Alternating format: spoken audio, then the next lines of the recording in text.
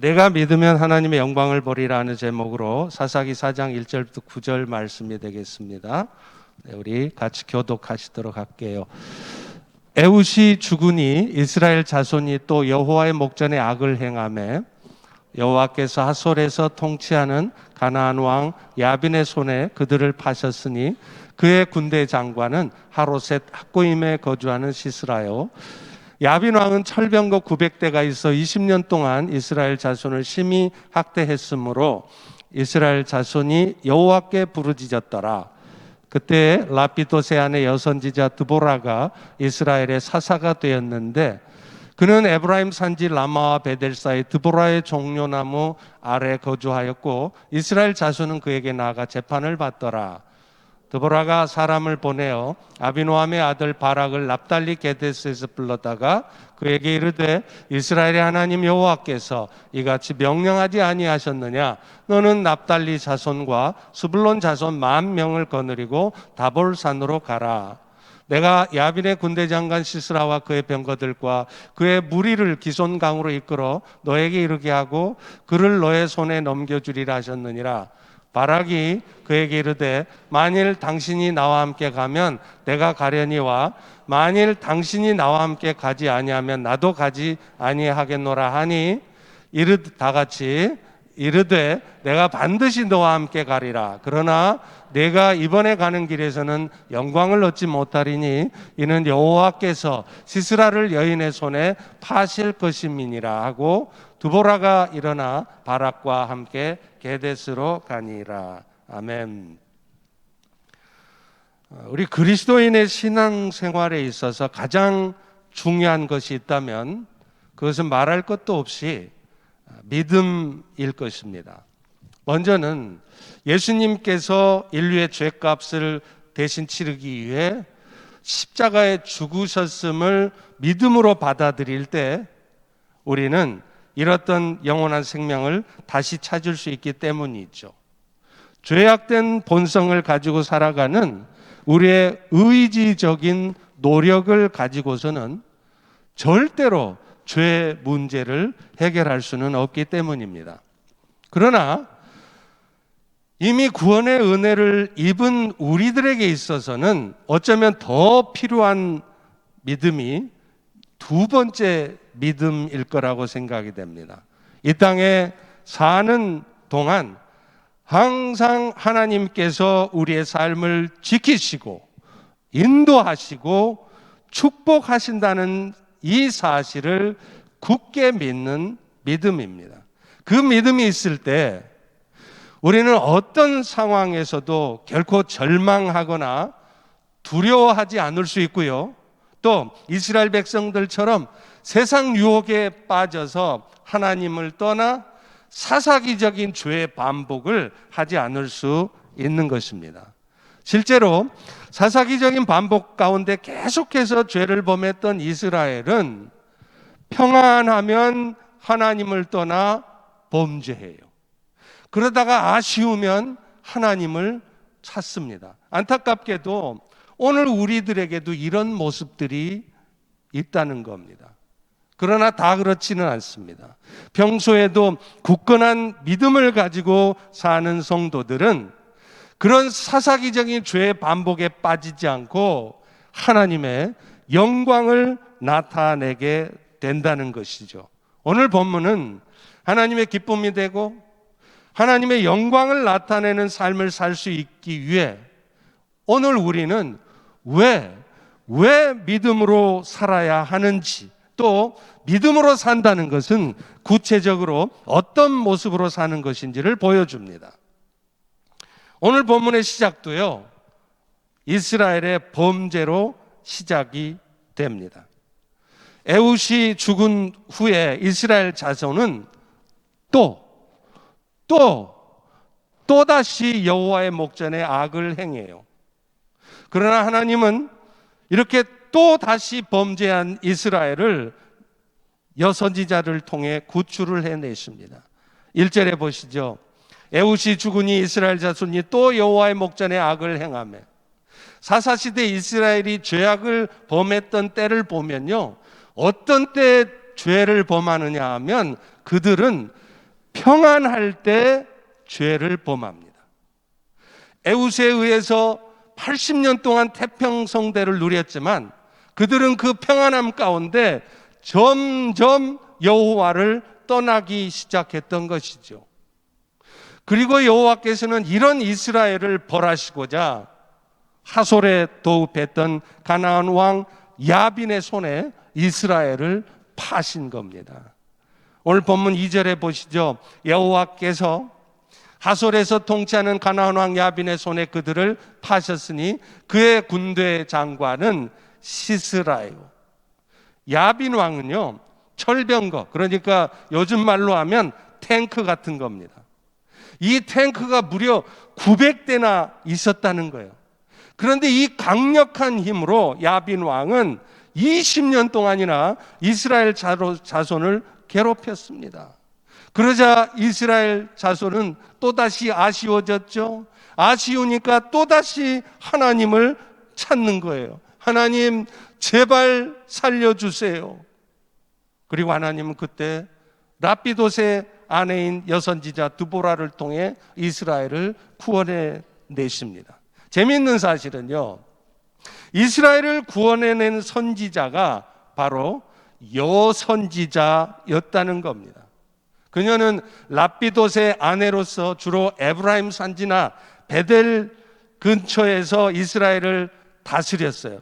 그런데 사실 그때는요, 아시다시피 가부장적인 사회였기 때문에 여성들은 사람 취급도 못 받았습니다. 오죽했으면 여자의 이름 앞에는요, 항상 소속이 밝혀져야 돼요. 자기 아버지 이름이든지 남편의 이름들이 따라왔습니다. 그래서 드보라도 그냥 드보라가 아니에요. 라피도스의 아내 드보라. 좀 심한 표현을 하자면 라피도스의 소유물 드보라였던 겁니다. 그런데 이렇게 사람 취급도 받지 못했던 여선지자를 하나님은 왜 이스라엘을 구원은 한 사사로 세웠느냐? 그 이유는요, 아마도 그만큼 당시에는 마땅히 이스라엘을 구원할 만한 사람이 없었기 때문일 거라는 거예요. 후에 드보라를 돕도록 하나님이 바락을 붙여주시잖아요. 그 바락을 봐도 그걸 알 수 있어요. 여러분, 바락은요, 하나님을 의지하는 마음으로 나아간 게 아니었어요. 드보라를 의지했던 사람입니다. 8절에 보시죠. 바락이 그에게 이르되 만일 드보라 당신이 나와 함께 가면 내가 가겠지만 드보라 당신이 나와 함께 안 가면 나도 안 간다는 거예요. 드보라는 하나님을 믿고 가는데 바락은 하나님이 아니라 드보라를 믿고 간 사람입니다. 그런데 여러분, 하나님께서 이렇게 당시에는 사람 취급도 받지 못했던 여자를 사사로 세우신 진짜 뜻은요, 따로 있었어요.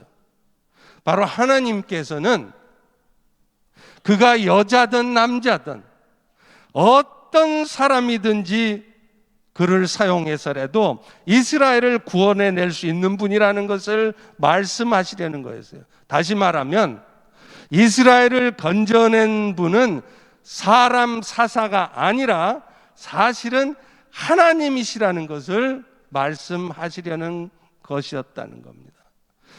사실 사사기 전체에서 우리가 절대 잊지 말아야 될 게 하나 있습니다. 그것은 하나님은요, 어떤 사람을 통해서라도 그 일을 하실 수 있는 분이라는 겁니다. 애초에 이스라엘을 애굽으로부터 구원해냈던 모세도요, 대단한 사람이 아니었어요. 그는 날 때부터 버림받은 자요, 죽을 운명의 사람이었습니다. 사는 동안에도 80이 될 때까지 광야에서 헤맸던 사람이었습니다. 그러나 그의 배후에 그를 붙들어주는 하나님이 있었기에 그는 이스라엘을 구원해낸 위대한 영도자가 될 수 있었다는 것입니다. 그러므로 우리는, 여러분들은 사사기를 읽을 때에 훌륭한 사람 사사를 볼 것이 아니라 참으로 보잘것없는 사람일지라도 얼마든지 들어서 쓰실 수 있는 하나님을 봐야 한다는 거예요.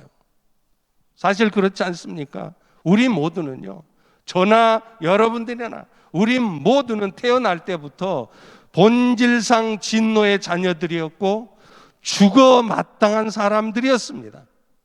그러니 우리 중에 누구 하나 하나님, 저 이만하면 쓸만하지요, 제가 얼마나 실력 있고 제가 얼마나 노력을 많이 했는데요, 이렇게 말할 사람이 있겠습니까?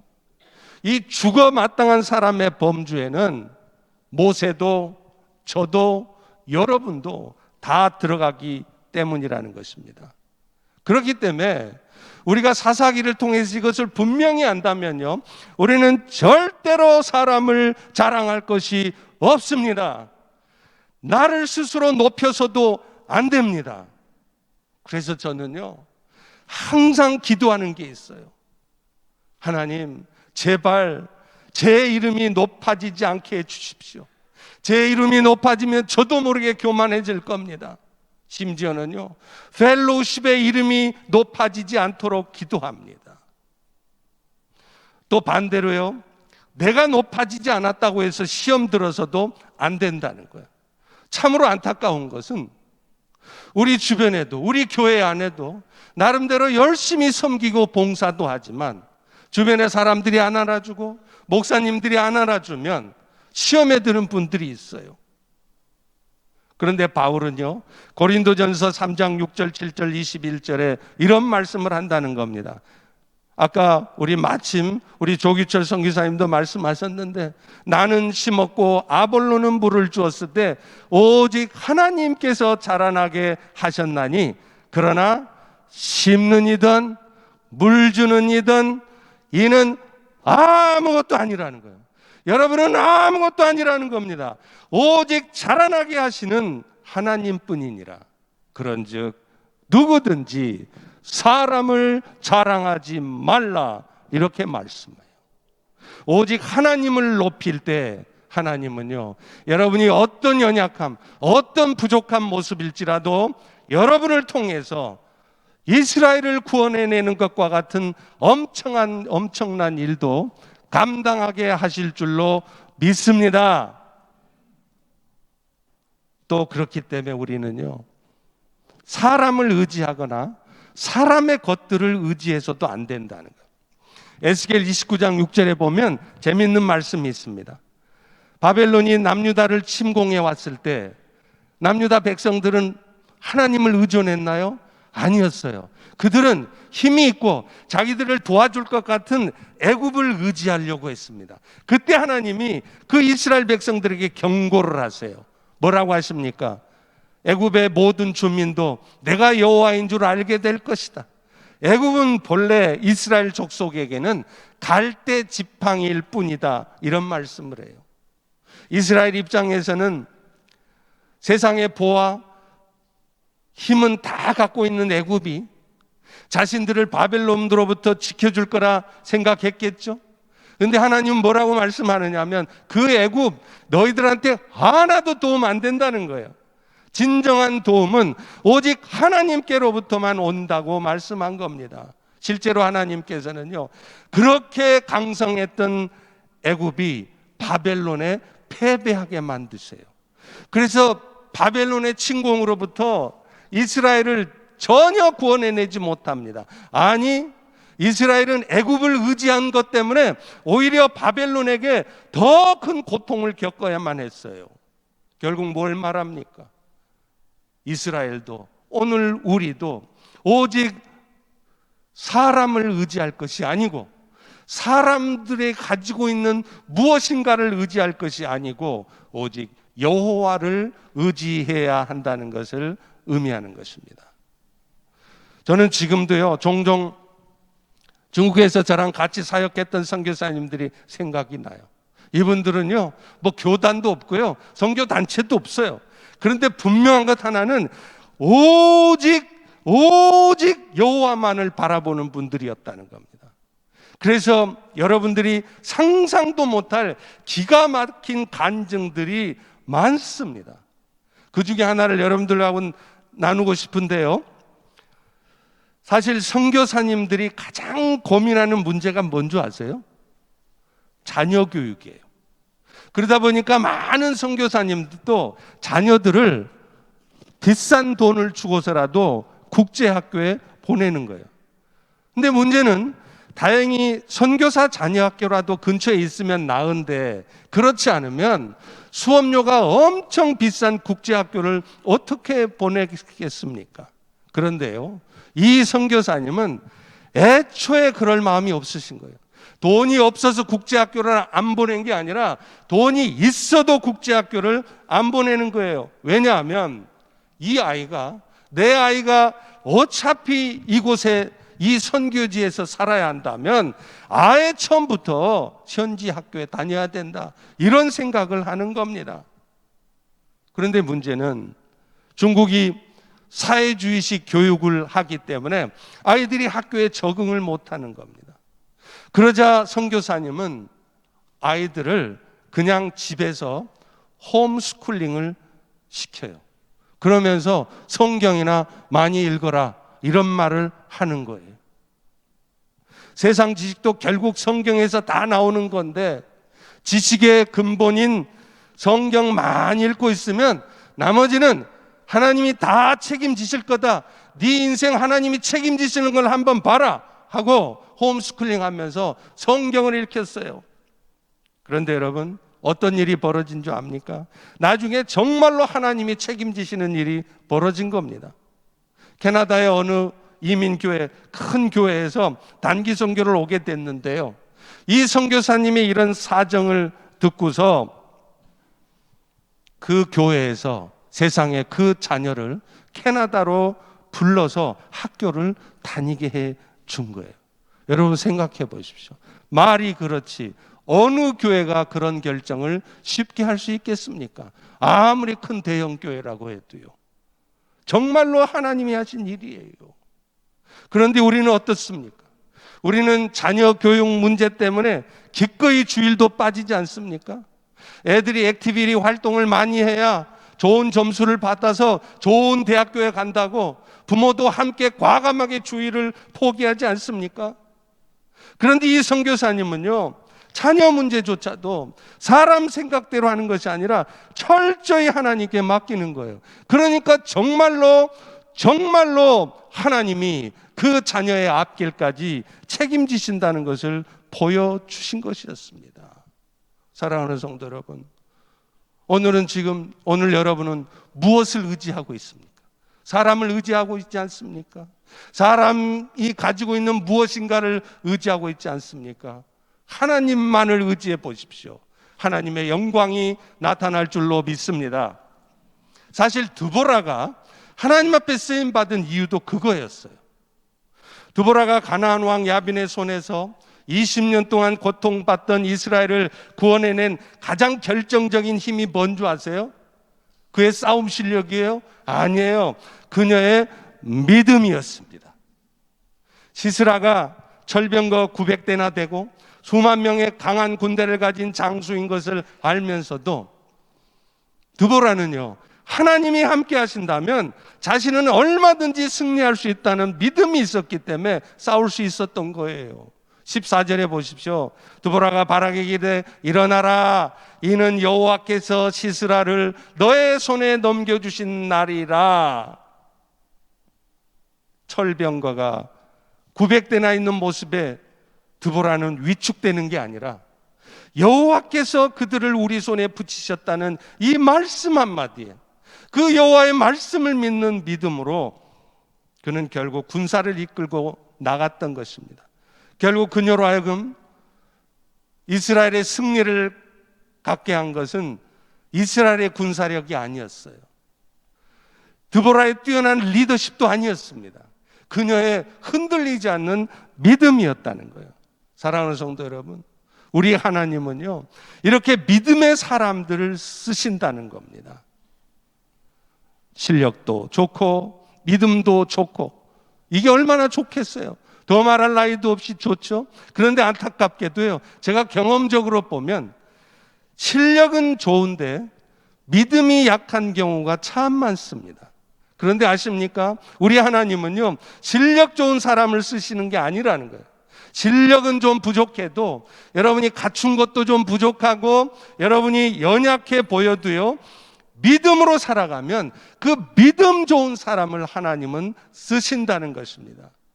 지금 이스라엘을 구원해낸 것도요, 드보라가 실력이 많아서예요? 아니에요. 싸우는 실력으로 보면 드보라보다 바락이 몇 배는 더 실력이 있는 사람이었습니다. 그러나 하나님은 바락을 쓰시지 않고 믿음으로 나아가는 여자 선지자 드보라를 쓰신 것이었습니다.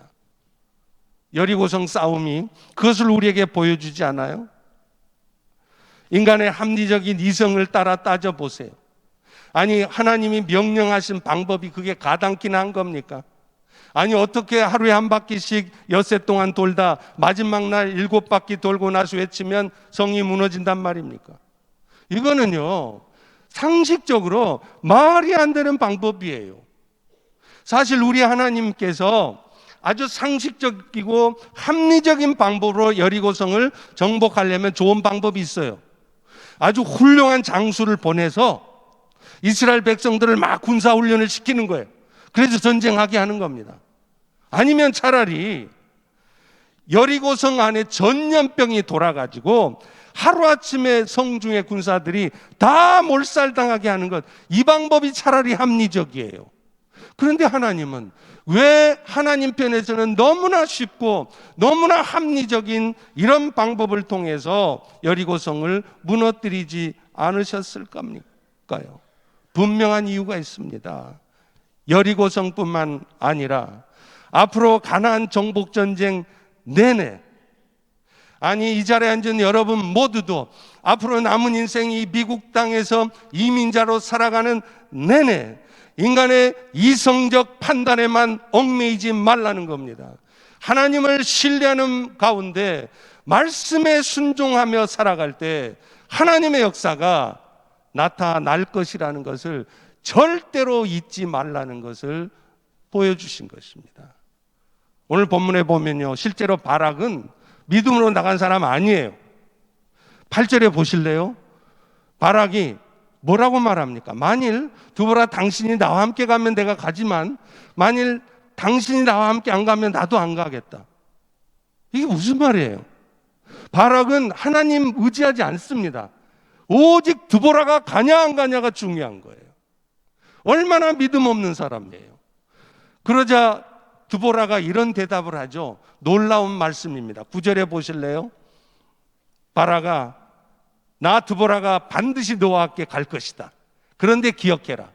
바락, 네가 이번에 가는 길에서는 결코 영광을 얻지 못할 것이라. 드보라는 왜 바락에게 너는 전쟁에 가서 열심히 수고하고 싸워도 그 일로 영광은 받지 못한다고 했을까요? 사실 바락도 힘써서 전투했을 거 아니에요? 어쩌면 생명 바쳐 전투했을 거 아니에요? 공로 많이 있을 거 아니에요? 그런데도 그 바락에게는 공로가, 영광이 안 돌아간다는 거예요. 그 이유가 뭐라고요? 너는 믿음으로 한 것이 아니었다는 것입니다. 사실 오늘날요, 우리도 마찬가지예요. 나름대로는 우리 성도님들을 보면 너무 열심히 섬겨주셔서 고마운 분들이 참 많습니다. 근데 안타까운 것은요, 열심히 섬기세요. 봉사도 참 많이 하시고요, 앞장서서 섬기세요. 근데 문제는 그 마음속에 믿음이 없다는 겁니다. 믿음으로 섬기지 않으니까 열심히 섬기면서도 어떤 현상이 생기느냐면 맨날 투덜투덜대요. 맨날 걱정해요. 이렇게 해서 과연 될까? 그러면 어떻게 된다고요? 영광을 얻지 못한다는 거예요. 뭔가 일은 열심히 했는데 정작 열매는 없을 거라는 거예요. 하늘의 상급이 없을 것은 말할 것도 없습니다. 그러니 우리에게 가장 필요한 것은 실력이 아니라 믿음이라는 거예요. 오늘 여러분의 인생도 이제 미국에서 내가 어떻게 인생을 살아갈까? 열심히 세상 살 준비를 많이 하고 공부 많이 하고, 그게 여러분이 해야 될 준비가 아니라 그것보다 더 중요한 준비는 하나님을 향한 믿음이라는 거예요. 하나님을 향한 신뢰라는 거예요. 그럴 때 그런 여러분을 통해 하나님도 영광 받으시고 여러분 자신도 영광 받는 일이 나타나게 될 줄로 믿습니다. 오늘도 여러분 인생이 여러분이 의도한 바대로 잘 되지도 않고 아무리 수고하고 애써도 아직 열매가 없으시다면 하나님은 여러분에게 그것을 알게 하시고 싶은 거예요.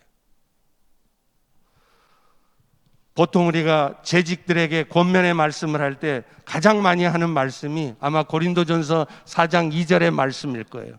맡은 자들에게 구할 것은 충성이라. 말씀 많이 들어보셨죠? 그런데 우리는 종종 이 말씀을 오해해요. 이 충성이라는 말씀을 어떻게 이해하느냐면 그저 누가 보든 안 보든 목사님이 보든 안 보든 부지런히 열심히 일해라 이런 말씀으로 이해한다는 거예요. 근데 그렇지 않습니다. 이 충성이라는 단어가 헬라어로는요 페스토스예요. 페스토스가 뭐냐면 믿음이라는 뜻입니다. 다시 말하면 충성되이 섬겨라 이 말은 제발 게으름 피우지 말고 부지런히 섬겨라 봉사 많이 해라 그 말씀이 아니라 어떤 상황 속에서도 하나님을 향한 신뢰와 믿음을 잃지 말고 섬기라는 거예요. 하나님은 그런 믿음의 사람들을 쓰시더라고요. 그리고 그런 믿음의 사람들에게 궁극적인 승리를 주시더라고요. 오늘 여러분도 그런 믿음의 사람들 되기를 간절히 축원합니다. 요한일서 5장 4절 5절에도 이렇게 말하잖아요. 무릇 하나님께로부터 난 자마다 세상을 이기느니라. 그런데 세상, 사탄을 이기는 승리가 무엇이냐? 우리의 믿음이라는 거예요. 세상을 이기는 것은 세상을 잘 살아가려고 열심히 준비한 실력이나 그게 아니라 결국은 믿음인데 그 믿음이 뭐냐? 우리 안에 지금도 하나님의 아들이신 예수가 살아계심을 믿는 거예요. 어떤 상황에서도 내 삶의 대장 되신 예수님께서 오늘 내 삶을 지키고 계시고 내 삶을 이끌어가고 계시다는 것을 믿는 것입니다. 그런 믿음이 있는 사람들은요, 내 눈앞에 보여지는 어떤 결과들이 절망적이라 할지라도 의사로부터 어떤 말을 듣는다 할지라도 그런 상황에서도 결코 낙심하지 않습니다. 어떤 불가능한 상황에서도 인간의 이성적인 판단에만 의지하는 것이 아니라 하나님의 말씀에 순종하게 되는 것입니다. 그리고 그럴 때 정말로 기가 막힌 역사가 나타나는 거예요. 마치 드보라가 군사적으로는 열세했지만 싸움 기술은 많이 부족한 사람이었지만 하나님의 말씀을 믿음으로 붙들었을 때 기꺼이 군사를 일으켰고 그 결과 승리를 거두었던 것과 같은 것입니다. 여러분, 기독교 2000년의 역사에서 기독교의 전체 흐름을 바꿔놓은 결정적인 일이 무엇이라고 생각하십니까? 많은 학자들은요, 그것이 종교개혁이라고 얘기합니다. 마르틴 루터가 이끌었던 종교개혁 때문에 오늘날 여러분이 이 자리에 와서 예배 드리는 거예요. Reformed Church, 기독교가 생긴 것입니다. 그런데 그 종교개혁을 이룰 때 가장 중요했던 결정적인 순간이 있었는데 그게 세계 역사에서 워름스 의회라는 거예요. 그때 대적자들은요, 루터에게 요구를 합니다. 네가 1517년에 기독교가 개혁해야 될 내용에 대해서 95개조의 반박문을 쓴 것, 그리고 1520년에 쓴 3대 저술 등 이 25개의 5권의 저술에 대해서 취소해라. 그러면 너를 살려주겠다. 그럽니다. 그때 마르틴 루터는요, 생명을 위협하는 협박에도 불구하고 그들의 요청을 거절했어요. 그리고 그는 보름스회에서 이렇게 선포를 합니다.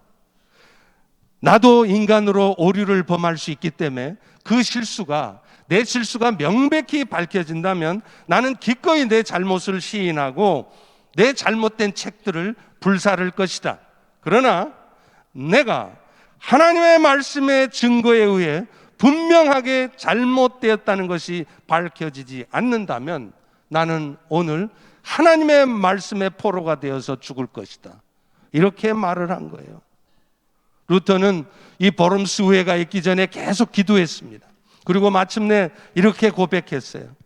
주님이 나 때문에 다시 죽게 할 수는 없습니다. 내 몸이 배임을 당하고 내 몸이 불에 타 재가 된다 할지라도 나는 결코 주님을 배반할 수 없습니다. 나는 주님의 것입니다. 이렇게 결단하고 고백했다는 거예요. 그리고 여러분, 그 마르틴 루터의 믿음의 결단 때문에 오늘날에 개신교가 있는 것입니다. 오늘 이 자리에 여러분들 우리 모두가 앉아서 하나님을 찬양하며 예배 드릴 수 있는 것입니다. 자, 그런데 마지막으로 정말 중요한 게 또 하나가 있어요. 그게 뭐냐면 하나님은 이 믿음의 사람을 쓰시는데 이 믿음이라는 것은 순종을 통해 표현된다는 거예요. 바꿔 말하면 내가 믿음의 사람인가 아닌가는 평소에 믿음의 말을 많이 하는가가 아니라 실제 그의 삶에서 어떤 상황 속에서도 말씀대로 순종하며 사는가는 거예요. 드보라가 전쟁을 승리로 이끈 후에 전승가를 부르잖아요. 그게 사사기 5장에 나오잖아요. 근데 사사기 5장 23절에 보면요, 메로스를 저주하는 내용이 나와요. 여호와의 사자의 말씀에 메로스를 저주해라. 메로스를 저주해라. 너희가 거듭거듭 그 메로스 주민들을 저주해라. 이유가 뭐냐? 그들은 와서 여호와를 돕지 않고 여호와를 도와서 그 가나안 왕 야빈의 군사들을 치지 않았다는 거예요. 메로스가 저주받은 이유가 뭐냐? 간음했기 때문에? 거짓을 말했기 때문에? 아니었어요. 그들이 저주받은 이유는요, 여호와께서 명령하셨음에도 불구하고 이스라엘을 돕지 않았다는 거예요. 사실 메로스는 이스라엘하고 아주 가까운 곳에 있었습니다. 그래서 그들이 만약에 전쟁 중에 이 메로스를 돕는다면요, 이스라엘을 돕는다면요, 전쟁은 훨씬 더 쉽게 이겼을 거예요. 그래서 이스라엘도 그 메로스에 대해서 기대하고 있는 거예요. 우리를 좀 도와줘라. 그리고 하나님도 그 메로스에게 명령하신 것입니다. 너희가 가서 이스라엘을 도와라. 그런데 메로스는 어떻게 했죠? 당장에 자신들의 눈앞에 보이는 것은 가나안 왕 야빈의 900대의 철병거가 두려운 거예요. 하나님의 명령을 따라 살면 결국에는 자신이 얼마나 불편해지고 자신의 삶이 얼마나 부담스러워질까, 그것을 걱정했습니다. 그래서 그들은 여호와의 명령을 잔인하게 거부하는 거예요. 하나님은 이런 메로스에 대해서 저주하라, 저주하라 말씀하시는 것입니다. 그렇다면 하나님은 이 메로스의 도움이 없으면 전쟁에 질까봐 그랬을까요? 아닙니다. 하나님은요, 메로스가 없었어도 얼마든지 이스라엘이 이길 수 있도록 하셨어요. 실제로 그랬잖아요. 메로스가 안 도왔지만 드보라를 통해 이스라엘이 이기게 하셨잖아요. 그런데요, 하나님께서 메로스에게 이스라엘을 돕도록 말씀하신 것은 그들에게도 기회를 주고 싶었던 것입니다. 여호와를 위해 선한 싸움을 싸울 때 그들도 여호와의 영광을 맛보고 여호와 하나님의 일하심을 경험하게 하고 싶어서 명령하신 거예요. 그럼에도 메로스는요, 그런 하나님의 의도는 전혀 몰라요. 그러니 당장에 가나안 왕 야빈의 900대의 철병가가 무서웠죠. 자신들의 안전이 더 소중했죠. 자신들의 삶이 편안해지는 것이 더 중요했죠. 자신들이 걱정 없이 사는 게 더 중요했죠. 그래서 그들은 여호와의 명령을 거부한 거예요. 그 결과 어떤 일이 벌어졌습니까? 메로스가 편안해졌나요? 메로스가 행복하게 살았나요? No, never.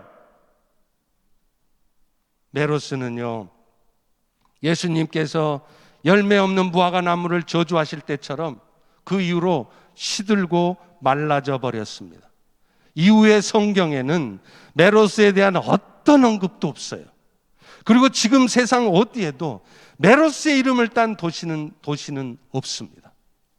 데보라의 이름을 딴 꿀벌이라는 뜻이에요. 허니비, 꿀벌이라는 뜻을 딴 이 데보라의 이름을 딴 도시는 많이 있지만, 길거리는 있지만, 이 세상 어디에도 메로스라는 이름을 딴 거리 도시는 없습니다. Why? 메로스는 저주받은 도시이기 때문이에요. 그런데 이에 비해 야엘은 어떤가요? 그녀는 겐사람 헤벨의 아내였죠. 겐사람 헤벨은 원래 가나안 왕 야빈과 화평의 관계에 있었던 터라 전쟁에서 패배한 시스라는 이 겐사람 헤벨의 집으로 피신을 왔어요. 그런데 그가 깊이 잠이 들었을 때 야엘은 시스라가 있는 장막에 들어가 말뚝을 그 시스라의 관자놀이에 박아 시스라를 죽입니다. 근데 여러분, 이게 쉬운 일인 것 같아요? 시스라가 아무리 패전한 장수여도 그래도 일국의 국방장관이에요. 육군 참모총장이에요. 그리고 그는 지금 도망을 와 있는 처지이기 때문에 어쩌면 그는 자면서도 계속 주위를 경계하고 있었겠죠. 근데 만약에 야엘이 그를 죽이려고 그냥 맨몸으로 들어갔어요? 아니에요. 이 따만한 말뚝을 갖고 들어갔대요. 또 그 말뚝 막으려고 몽둥이도 갖고 들어갔대요. 여자가 말뚝에다가 몽둥이 들고 장막 안에 들어가면 그 인기척에 시스라가 깨지 않을까요? 깰 수 있는 거예요. 말뚝을 박다가 잘못 내리쳐가지고 시스라가 깨기라도 하면 그 순간 야엘뿐만 아니라 모든 가족은 다 몰살입니다. 그런데도 야엘은 믿음으로 결단하는 거예요. 왜요? 하나님을 신뢰했기 때문인 것입니다. 이런 야엘의 행동에 대해서 드보라는 이렇게 말을 합니다. 9절에 보시죠. 바락에게 한 말이었죠. 내가 반드시 너와 함께 가겠지만 너는 이번에는 영광을 얻지 못할 것이다. 왜냐하면 이 일은 여호와께서 시스라를 여인의 손에 파시는 일이기 때문이라. 바락은요, 전쟁에 참여하긴 했어요. 열심히 싸웠어요. 그런데 그는 열심히 섬겼지만 믿음으로 하지 않았기 때문에 영광이 없대요. 상급이 없대요. 근데 대신 야엘은 믿음을 가지고 순종했기 때문에 영광을 얻게 될 거라는 거예요. 사랑하는 성도 여러분, 믿음이 뭡니까? 믿음이 뭐예요? 믿음은 결국은 순종으로 나타나게 되는 거예요. 믿음의 증거로서 순종하는 삶을 살 때 비로소 하나님의 영광이 나타나는 것입니다. 우리가 아무리 믿음을 말하고 믿음은 이러이러한 겁니다라고 설명해 줘도, 아무리 두 손 들고 찬양하면서 나는 주 여호와를 믿습니다라고 찬양을 해도 막상 순종하는 모습이 있지 않으면 큰 진정한 믿음이 아니라는 거예요. 그런 믿음으로는 하나님의 영광을 나타내지 못합니다. 여러분이 아무리 열심히 섬기셔도요. 얼마 전에 어느 선교사님이 우리 그리스도인들을 세 가지로 분류하는 그 말씀을 하시는데 정말 재미있더라고요. 이분이 세 가지로 그리스도인을 분류하는데 여러분은 어디에 속하는지 한번 생각해 보십시오. 먼저 이분은 교인을 얘기해요. 교인이 뭐냐? 처치 멤버가 뭐냐?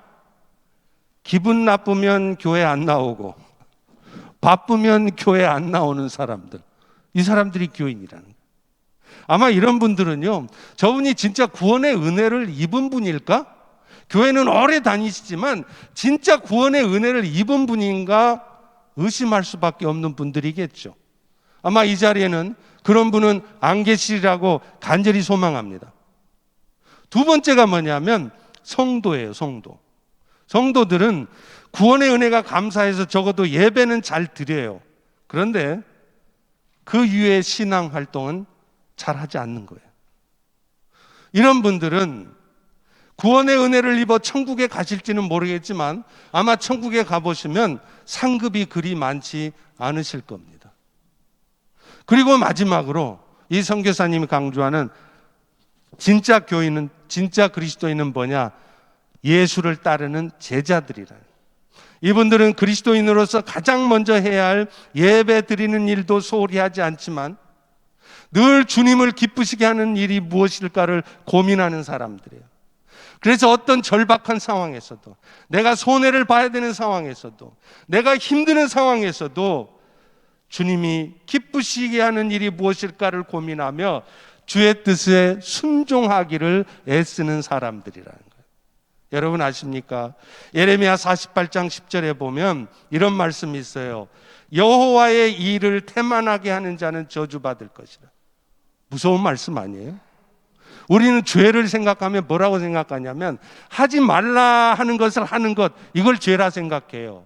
그래서 맨날 간음하고 사람 죽이고 거짓말하면 죄지었다 그래요. 근데 문제는 하나님이 하라 하는 것을 안 하는 것도 죄라는 거예요. 용서해라, 사랑해라 하면 속상하고 속 뒤집어져도 아닌 것 같아도 하는 것입니다. 근데 그거 안 하고 있으면 이유 불문하고 죄라는 겁니다. 영적 나태함 가운데 마땅히 성도로서 해야 할 일을 하지 않고 방관하는 것도 죄라는 것을 말씀하는 거예요. 말씀을 맺습니다. 요한복음 11장에 보면요, 나사로가 죽었을 때 예수님은 나사로의 무덤에 가셔서 그 무덤 막고 있는 돌문을 열라고 하죠. 그때 나사로의 누이 마르다가 이렇게 말해요. 주님의 마음은 제가 이해하겠는데 이미 죽은 지가 나흘인데 썩어서 냄새가 납니다. 이제 돌문 열어서 뭐합니까? 이 마르다의 말이 틀린 말이에요? 정확한 말이에요. 아주 합리적이고 이성적인 말이에요. 그때 예수님이 뭐라고 그러셨죠? 오늘 설교의 제목입니다. 요한복음 11장 40절이죠.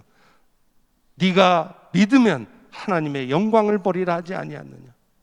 진정한 믿음은 순종으로 나타나고 그 믿음에 따른 순종이 결국 돌문을 열게 만들었고, 그럴 때 죽은 나사로가 살아나게 했습니다. 그리고 나사로가 다시 산 일 때문에 얼마나 많은 영혼들이 죽게 돌아왔어요. 하나님의 영광이 나타난 것이죠. 사랑하는 성도 여러분, 여러분의 미래는 어떻게 될까를 걱정하며 살지 마십시오. 나는 어떻게 하면 주님을 따라 살까를 고민하며 살아가 보십시오. 그럴 때 하나님은요, 그런 여러분의 모습을 통해 영광 받으시고 실제로 당신이 살아 역사하는 하나님이시라는 것을 여러분의 삶에 나타내실 것입니다. 주께서 우리의 앞서 가시기에 저는 그저 주님 말씀하신 대로 속상해도 뒤집어져도 손해인 것 같아도 안 될 것 같아도 순종하며 살아가겠습니다. 이것이 진정한 믿음이고, 그런 믿음의 사람들을 통해 하나님은 살아 역사하심을 나타내실 것입니다. 아무것도 미래를 예측하지 마십시오. 아무것도 여러분의 미래를 걱정하지 마십시오. 오늘 여러분이 해야 될 일은 그저 한 걸음 한 걸음, 이것이 주님의 뜻인가, 이것이 주님이 기뻐하시는 일인가를 생각하며 순종하며 나아가면 나머지는 우리 주님이 다 하십니다. 영광 받으실 일을 스스로 나타내 주실 줄로 믿습니다. 기도하겠습니다. 하나님, 오늘 또 선포되는 말씀을 통해 믿음으로 살 때 하나님의 영광이 나타난다는 것을 깨닫게 해주시니 감사합니다. 그리고 그 믿음은 결국은 하나님의 말씀대로 순종하며 사는 것임을 알게 해주시니 더더욱 감사합니다. 이제 그동안에 우리의 생각을 내려놓고 그동안에 믿음 없었던 삶의 모습을 돌이켜서 이제 믿음으로 살기로 결단할 때 하나님의 은혜 역사를, 하나님의 영광을 나타내는 우리 모두 되게 하여 주시옵소서. 예수님 이름으로 기도합니다. 아멘. 우리 다 일어나셔서 이제 오늘 선포